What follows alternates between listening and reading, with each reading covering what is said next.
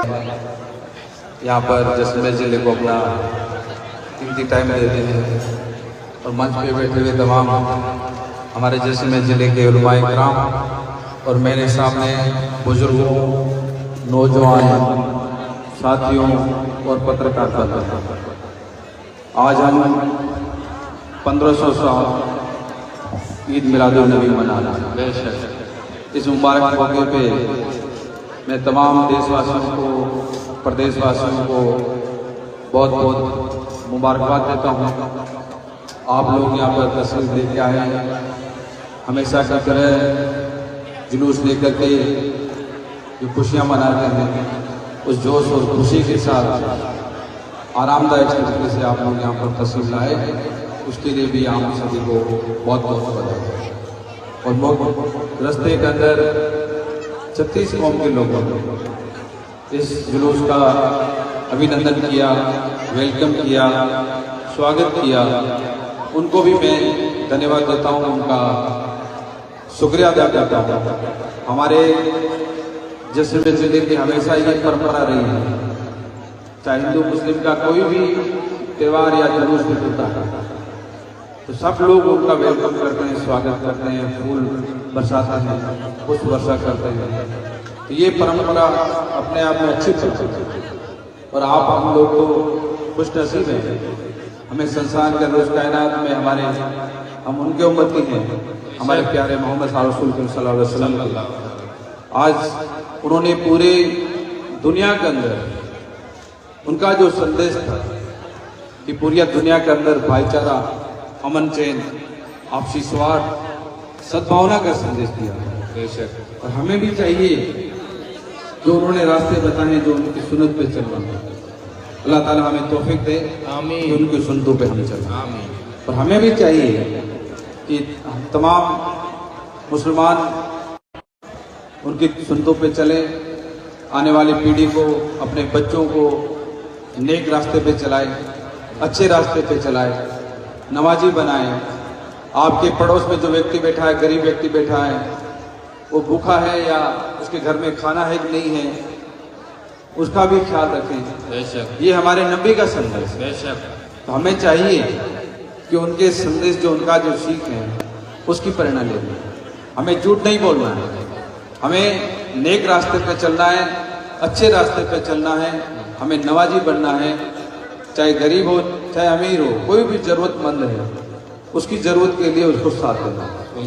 और यदि हम हमारे बच्चों को उनके बताए हुए रास्ते पे नहीं चलाएंगे, हमारा बच्चा झूठ बोल रहा है, उसको हम नहीं टोकेंगे, तो एक बार झूठ बोला तो 10 बार आगे भी झूठ बोलता है।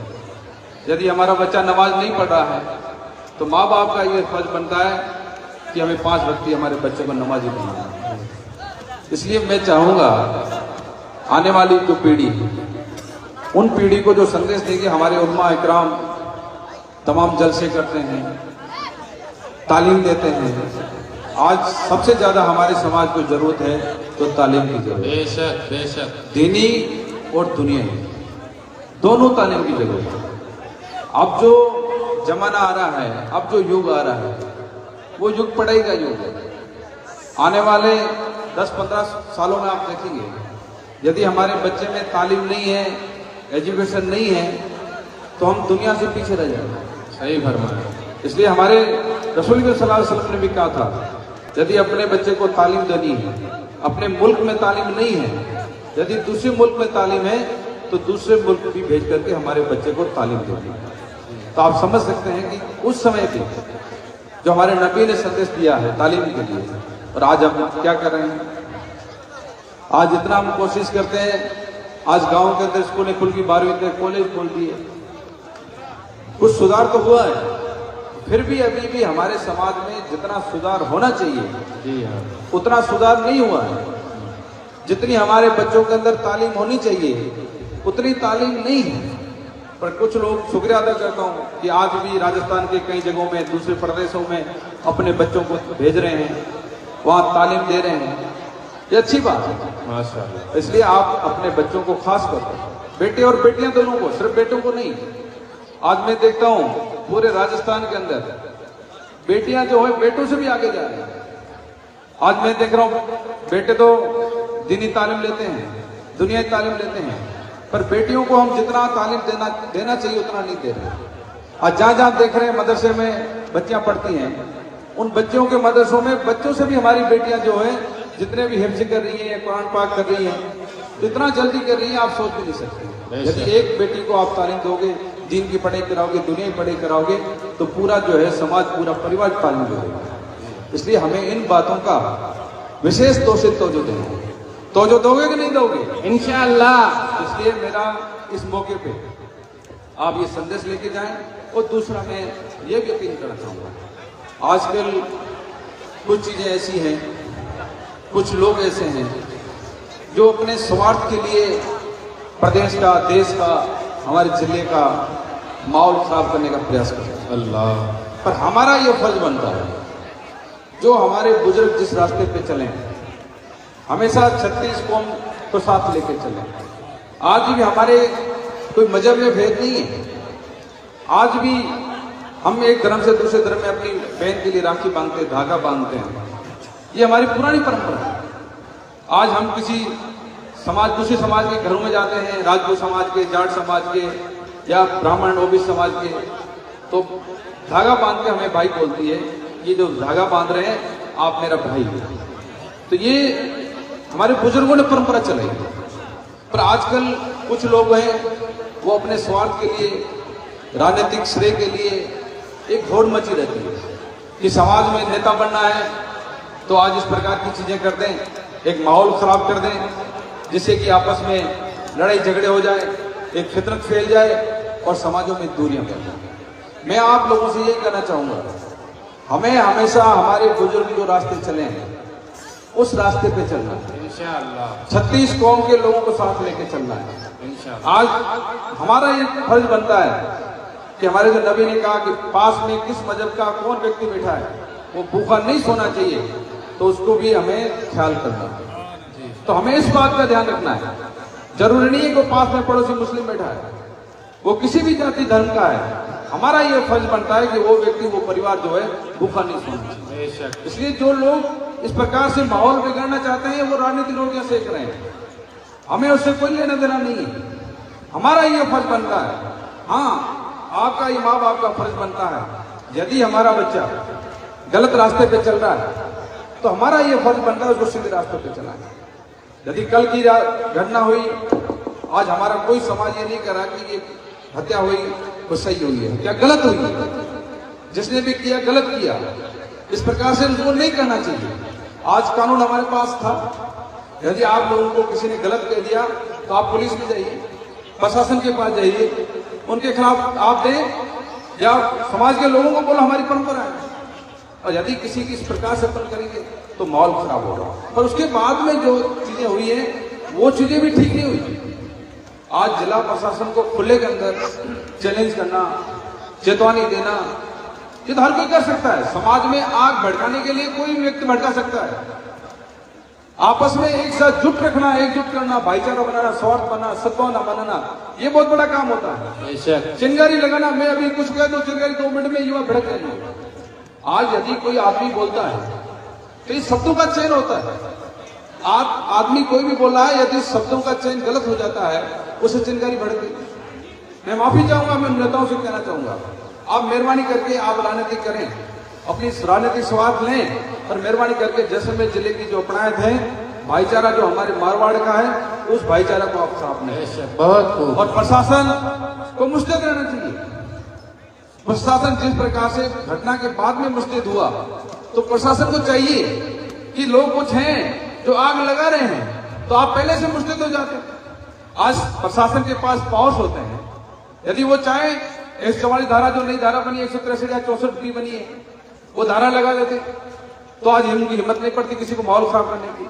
आज यदि गलत कर रहे हैं आप, उनके यदि साजिश में कोई व्यक्ति है, आप उसके खिलाफ भी कार्रवाई करो, हम उसका सहयोग नहीं करेंगे, उसका साथ नहीं देंगे।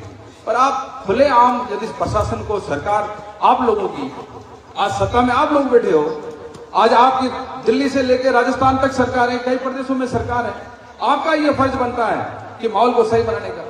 और आपको अपने कानून, सरकार पे भरोसा नहीं है, आप कानून पे भरोसा नहीं रख रहे हो, आज खुलेआम पत्थरबाजी पुलिस पे हो रही है, लोगों पे हो रही है, आग लगाई जा रही है। तो ये क्या अच्छी बात है? प्रशासन को चाहिए ऐसे जो माहौल बिगाड़ने वाले लोग हैं, चाहे वो किसी समाज के लोग हैं, उनके खिलाफ तुरंत एक्शन होना चाहिए। तो मेरा प्रशासन से निवेदन है, मीडिया के साथियों से निवेदन है, जो व्यक्ति गलत कर रहा है उसको गलत कहना चाहिए।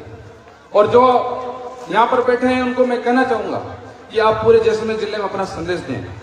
यदि कोई गलत कर रहा है तो हमें हमारा कानूनी कार्रवाई करनी है, नहीं कि हम कानून हाथ में लें। यदि कानून हाथ में लोगे तो आपको दो तरफ बढ़ना पड़ेगा। इसलिए कानून हमें हाथ में नहीं लेना है, हमें कानून के हिसाब से चलना है। जो हमने संविधान बना हुआ है उस संविधान से चलना है। उनको किस प्रकार से जो दोषी हैं, गलत हैं, जो व्यक्ति गलत कर रहा है उसको कानूनी कार्रवाई करके उसके खिलाफ कानूनी कार्रवाई करें, न कि हम कानून हाथ में लें। इसलिए आप युवा हो, आजकल युवा क्या करता है, कानून हाथ में ज्यादा लेता है। ये सोशल मीडिया कई जगह ठीक भी होता है और कई जगह समाज के लिए खराब भी होता है। तो आप समझो इस बात को, अपन को सोशल मीडिया में अच्छी चीजें ग्रहण करनी है, जो अच्छी चीजें हैं वो लेनी है, न कि जो खराब चीजें हैं जो हमारे समाज के लिए, प्रदेश के लिए, जिले के लिए, उन खराब चीजों को देखना है। हाँ, जो अच्छी चीजें, अच्छी सीख मिलती है उसको आप यूज करें। तो ये सोशल मीडिया ठीक भी मेरा कहने मतलब है और खराब भी है। इसलिए हमें यदि कोई भी सोशल मीडिया में चीज आती है उसको सच नहीं मानना चाहिए, एकदम उसको अच्छी तरह से गहनता से देखना चाहिए कि ये सोशल मीडिया में जो चीज आ रही है इसकी गहनता से देखें, सही है गलत है। आज कोई भी छोटी चीज आग लगा देगा और सोशल मीडिया में अपन कोई बात मान लेंगे, यदि आग भड़क गई उसके बाद में कितना नुकसान होता है, कितने घर जुड़ते हैं, कितने परिवार जुड़ते हैं, क्या क्या किसको नुकसान सहन करना पड़ता है, वो अलग ही होता है। आज जिसने इस प्रकार की बातें सहन की राजस्थान के अंदर या अन्य प्रदेशों में, उन परिवारों को पता है कि उनके परिवारों के क्या हालात हुए। इसलिए मेहरबानी करके युवा विशेष तौर से आप ध्यान रखें और हमें अल्लाह ताला नबी के सुन्नतों पे चलने की तौफीक दे। मुझे विश्वास है कि हमारा जिला हमेशा शांत रहा है और आगे भी पूरा शांत रहेगा। और आपने जुलूस में हिस्सा लिया, शांति से, आराम से लिया, उसके लिए आप सभी का बहुत बहुत शुक्रिया। माशाअल्लाह। मुस्तफा जाने रहमत लाखों सलाम, शम्अ गज़ में